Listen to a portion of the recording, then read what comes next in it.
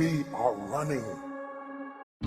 When you strike it and you hit it, it is the most incredibly electric feeling you will ever have. It is the most familiar, unfamiliar feeling you will ever have. You will swear that you are ancient in that moment. You will feel it in every single cell of your body. And I mean like a vibration, a coherence where your body becomes electric. If you close your eyes and you begin to think about doing something, you're an athlete, you understand this. If you're a background in football and you are running a pattern or you are doing something, you would rehearse it in your mind. Yep. Turns out that the act of mentally rehearsing something when you're truly present, your brain does not know the difference between what's going on out there and what's going on in here. In fact, your brain will begin to look like you've been doing it for the last 5 days and you've never run the course. So now your brain is no longer a record of the past, because typically it is. Now it's a map to the future. So now you're priming your brain. So that became the very platform. You know, experiments with piano players. You know, you take a group of people that never played the piano before, you divide them into 2 different categories. You take one group of people, you teach them one-handed scales and chords. You do a brain scan on them. They come and practice for 2 hours a day for 5 days. At the end of 5 days, if you rescan the brain, they grow new circuits on the opposite side of the brain. Nothing magical there. You learn something new. Learning's making new connections. Get some instruction. You get instruction. You get your body involved. Get your body involved. You're going to have an experience. Experience enriches the brain. Pay attention to what you're doing. You got to pay attention and repeat it. Firing and wiring. You're going to assemble new circuits. You can take the other group of people, have them come for 2 hours a day for 5 days, do a brain scan before, the brain scan after. Have them close their eyes and mentally rehearse playing those scales and chords.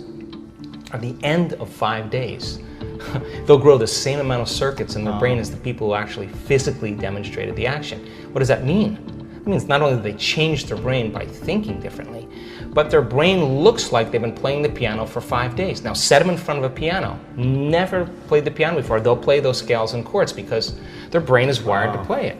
So now, the act of rehearsing who they're going to be, what are the qualities, and beginning to get in this creative state, began to lay down the circuits of a new personality. And a new personality is connected to a new personal reality. So the next question is, does that change the body? Take a group of men, have them do one-handed curls in their mind and bring an emotional component like stronger, harder, more intense. 1 hour a day for 2 weeks. At the end of 2 weeks, 13.5 increase in muscle strength. Wow. Never lifted a weight. Now their body is changing by thought alone. This is fascinating because, you know, growing up in this religion that I grew up, it was a constant reminder, a daily practice to think in a certain way, to think that you can never be physically harmed, that you're infinite love, that you're infinite light, your infinite soul, spirit, life, truth, and love, right? It was constantly taught to me that I'm never able to get physically harmed. And that if you are, that means your thought is off. And you just have to recorrect your thought and you'll have a healing, right? It's a little extreme for some because, and if you're not, you know, well practiced in it, and if you don't know how to really manage the thoughts and train, then you can hurt yourself. Yeah, exactly. You can really hurt your body, and that's, you know, it happened. Right? Yeah. It happened for times. But I use this, you know, philosophy, strategy, technique, idea in sports. And I would rehearse constantly, like you talked about, I was constantly rehearsing the games, what I wanted to create for the season, for my body, for my life.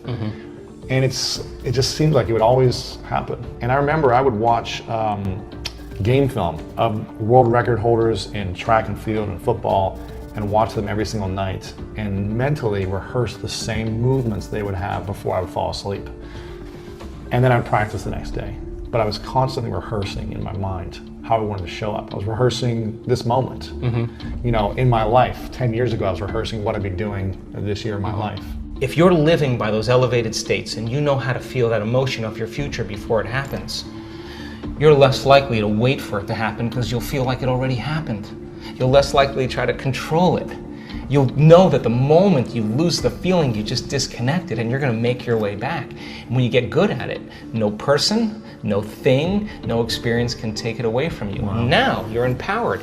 And if you understand the laws of how creation happens, then you're less likely to compete and rush to get what you want. You're going to know that it's going to come to you. And now that's the new model of how we create.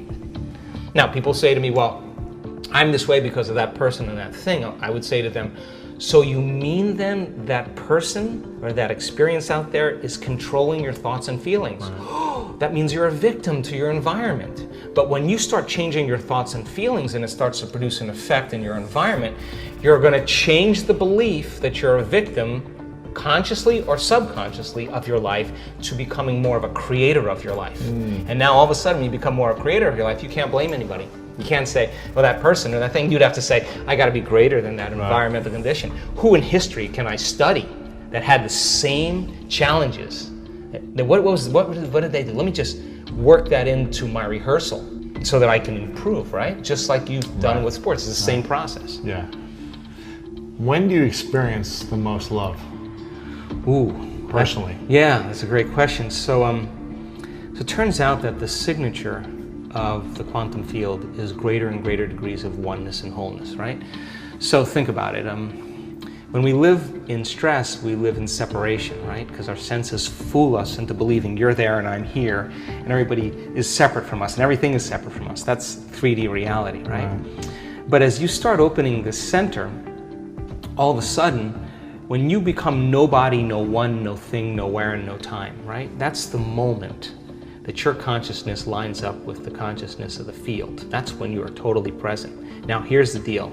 If I can get people to believe that just because they can't see something doesn't mean it doesn't exist, if they can just connect and pay attention to that field and stay present with it and become more aware of it, moment after moment after moment, every interaction with that invisible field, every experience lays down new circuits in their brain for them to perceive more of it, right? So then as they keep their attention on it, they start moving closer and closer to it, so they experience less separation and more oneness and wholeness. So then when that happens, there's a cascade of all kinds of physical and chemical and energetic things that begin to happen. So for me, the best way that I can describe that field is it's intelligent love.